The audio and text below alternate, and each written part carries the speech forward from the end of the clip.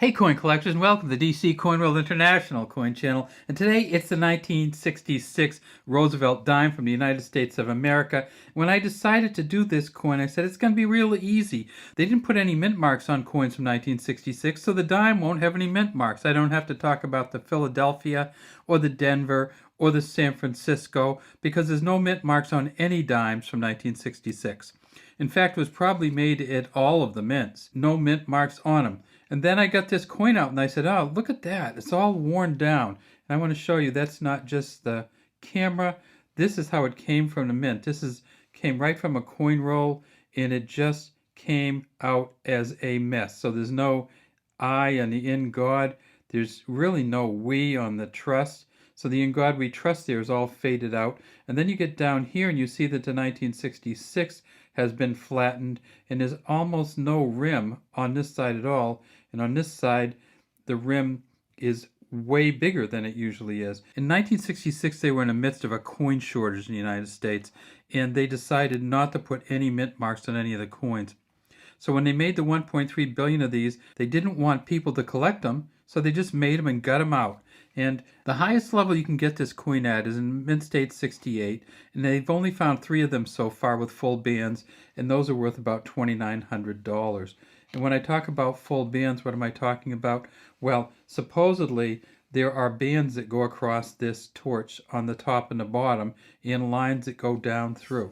These are so faded that you can't really even tell that the bands are there when you get near the bottom. The highest level of rating on this coin is what they call a full bands version, where you have 2 bands at the top which are separated, 2 bands at the bottom which are separated, lines going down through, and you can actually see lines in the torch. You see this one is smooth on the back too. In fact, United States of America up here looks like it got all beaten down. And when you get down to the 1 dime, the O on the 1 is a little messy. So this is not going to be a very highly graded coin, even though it's never been circulated. The weird thing is that in 1966 they did decide to make a coin for collectors, and they put them in these versions called the Special Mint Set versions. And here's one of those. The Special Mint Set versions were all made at San Francisco, as far as I know, and they were specially polished coins. And you can actually see there's a different kind of shine on this one and this one. But what they did was they polished them down so much that they wore them out too. And you can see that they used a very similar die, because this is a Special Mint Set. And look at the I in the WE over here, and look at the 6 here. So these were made at different mints with a very similar die. You can actually see the Special Mint Set. There's a little extra piece of metal on there that changes the color. Let's see if we can see the back. And on the back of the Special Mint Set, at least you can tell that there are bands there, top and bottom. This is not what would be called a full bands version. They did make 2.26 million of these Special Mint Sets. This coin's probably worth a few dollars because there just aren't many of them. The highest rating they've found so far at PCGS for the Special Mint Sets has been a SP68. They found 9 of them, and they're worth $7,750. So you can get a pretty nice coin from 1966, but there aren't many of them out there. This is a copper nickel blend coin, and if we tip it up on its edge, you can see the copper on the inside, and you can see the outside is a copper nickel mix, 75% copper, 25% nickel coating essentially on the outside. 1966 was the second year in which they'd moved away from the silver United States coins. And when we look at the silver coin, we see this one from 1964, 90% silver. So from 1946 to 1964, all the Roosevelt dimes were 90% silver. In 1965, they moved away from the silver to what they call the clad coins, the copper nickel coins, and they took the mint marks off. Let me show you the 1964. The mint mark on here would have been right here. So in the 1964 and earlier, if you want to look for the mint mark, look at the bottom of the torch on the very left, on our left on the bottom, and then you'll see the mint mark, and this is for Denver.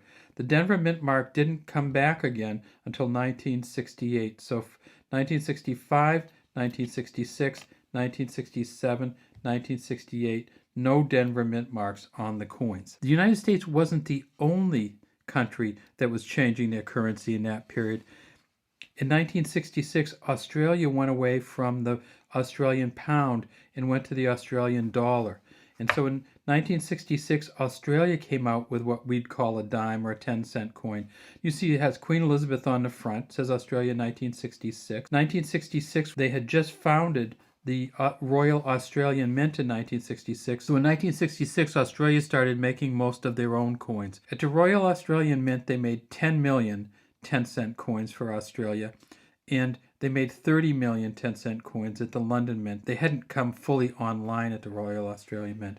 The back of this coin is what they call the lyre bird, kind of feathering and stuff, and you can see way down under there's a bird that goes through, and there's his beak, there's his tail feathers, and this is a bird that's kind of a mimic. It's a Stuart Devlin design. You can see the SD right down here. So this is a 10-cent coin from Australia, but it's about the same size as a $quarter coin from the United States of America. And it weighs about the same. The 10-cent coin from Australia weighs 5.66 grams, way bigger than the United States dime. All right, well, that's all we have today from the DC Coinwell International Coin Channel.